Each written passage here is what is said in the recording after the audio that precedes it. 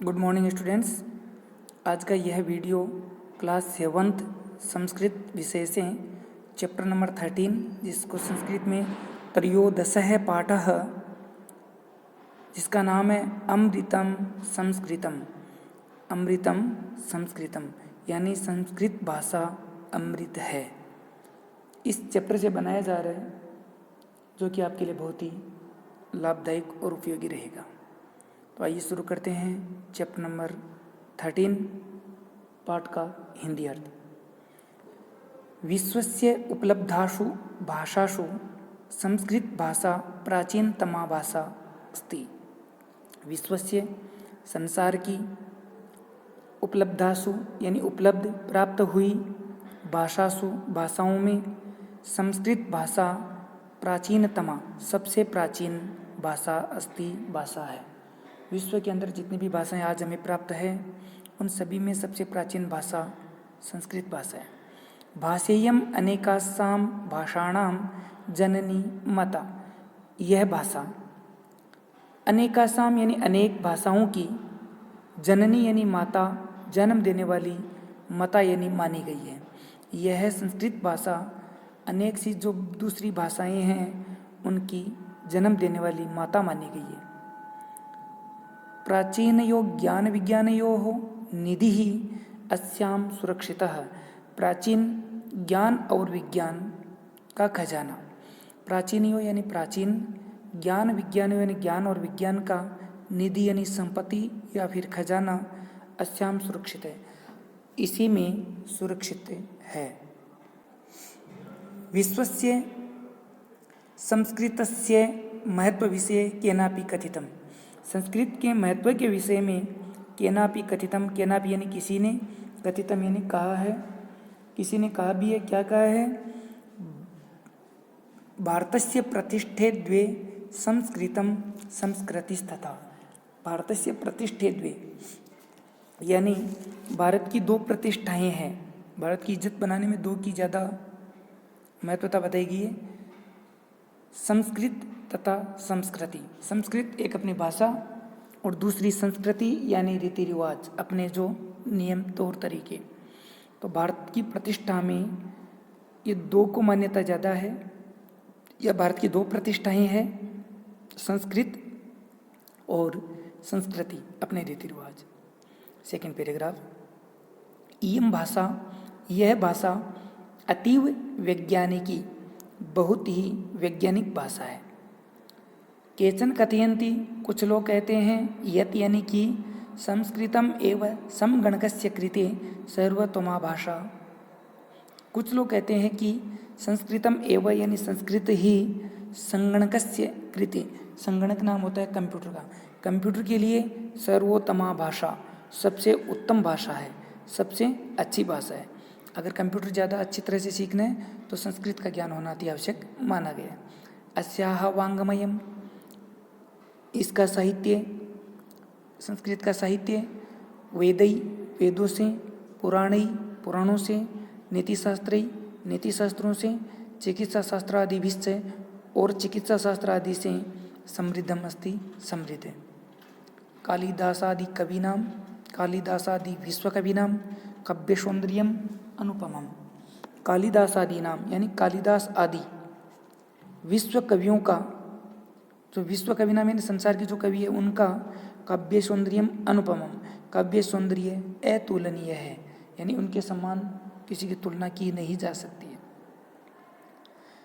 इतने अच्छे संस्कृत के शास्त्र काव्य उन्होंने लिखे हैं। कौटिल्य रचितम अर्थशास्त्रम जगति प्रसिद्धमस्ति। और कौटिल्य के द्वारा लिखा गया अर्थशास्त्र संसार भर में प्रसिद्ध है। कौटिल्य ने एक अर्थशास्त्र से ग्रंथ लिखा था, वो संसार में प्रसिद्ध है। गणित शास्त्रे शून्य से प्रतिपादनम सर्वप्रथमम आर्यभट्ट अकरोत्। गणित शास्त्र के अंदर शून्य का प्रतिपादन सबसे पहले आर्यभट्ट ने किया था। और चिकित्सा शास्त्रे चरक सुश्रुतयो योगदानम विश्व प्रसिद्धम। चिकित्सा शास्त्र में यानी इलाज करने वाले शास्त्रों में चरक और सुश्रुत का योगदान विश्व प्रसिद्ध माना जाता है। चरक और सुश्रुत नाम के दो ऐसे वैद्य हुए हैं जिनका योगदान चिकित्सा शास्त्र के अंदर बहुत महत्वपूर्ण माना जाता है। संस्कृते यानि अन्यानि शास्त्राणि विद्यन्ते।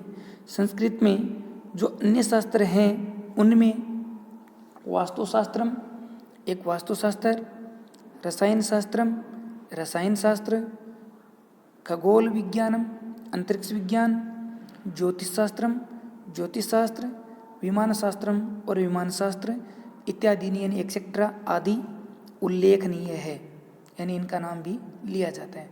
संस्कृत के और दूसरे ग्रंथों की बात अब अगर हम करें तो उसमें ज्योतिष, वास्तु, रसायन, खगोल विज्ञान, विमान शास्त्र ये सारे ले जाते हैं।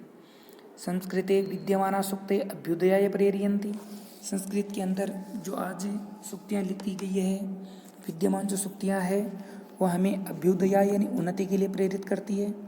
कौन कौन सी ऐसी सूक्तियाँ हैं? सूक्तियाँ का मतलब होता है अच्छी अच्छी बातें, जो हमें अच्छी बातें उन्नति करने के लिए, प्रोग्रेस करने के लिए प्रेरित करती है। जैसे यथा सत्यमेव जयते, सत्य की विजय होती है।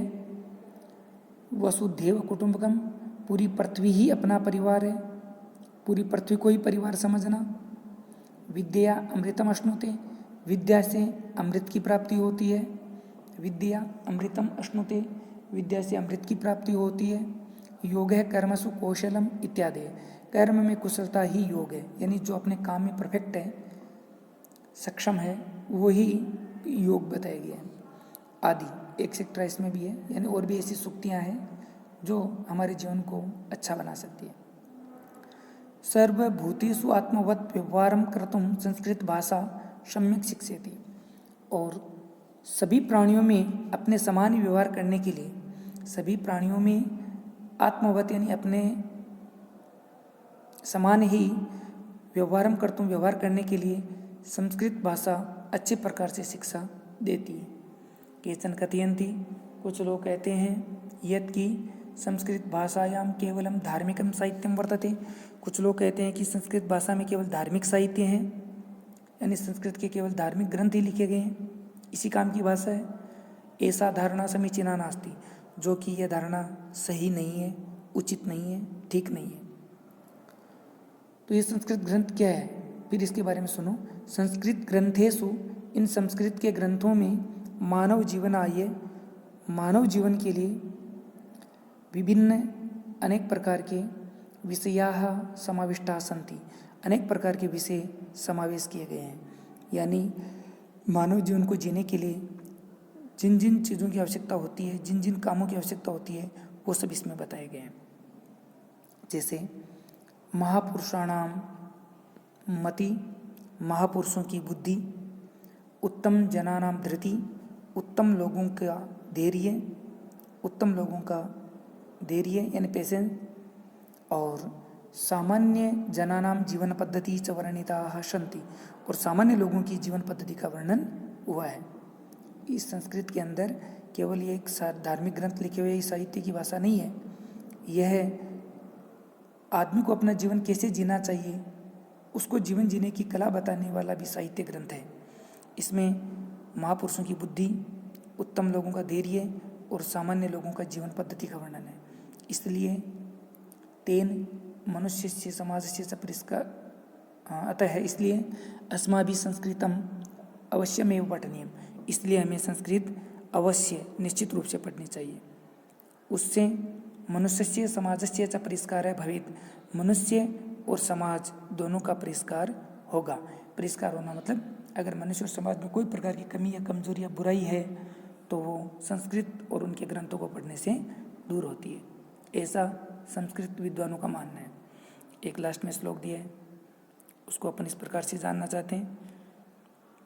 अमृतम संस्कृतम मित्र सरसम सरलम वचः, अमृतम संस्कृतम मित्र सरसम सरलम वचः, भाषासु महनीयं यद् ज्ञान विज्ञान पोषिकम्, भाषासु महनीयं यद् ज्ञान विज्ञान पोषिकम्, अमृतं संस्कृतं मित्र सरसं सरलं वच, भाषासु महनीयं यद् ज्ञान विज्ञान पोषकम। यानी हे मित्र, अमृतम संस्कृतम, संस्कृत भाषा अमृत है। सरसम सरलम वच है, सरस और सरल वचन है। सरस यानी इसमें रस भी मिलता है, पढ़ने से आनंद भी आता है, और सरल वचन भी है।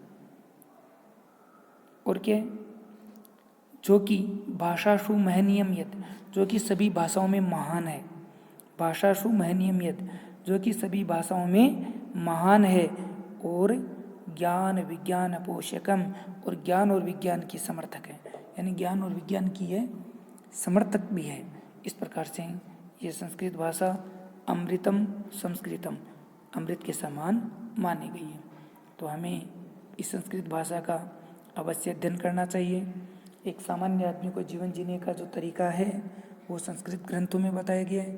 इसके लिए हमें हमारे पुराने जितने भी वेद, उपनिषद, रामायण, गीता, जितने भी धार्मिक ग्रंथ हैं उनको पढ़ना चाहिए और अपने जन्म को सफल बनाना चाहिए। और स्टूडेंट्स, हमारा तो आपसे यही कहना है कि संस्कृत भाषा इजी है, जीवन सुधार सकती है। तो निश्चित रूप से अगर हमें 9th क्लास में इस टाइप का ऑप्शन मिले तो बिल्कुल संस्कृत भाषा का सिलेक्शन कीजिए। धन्यवाद, थैंक यू, बने रहिए नेक्स्ट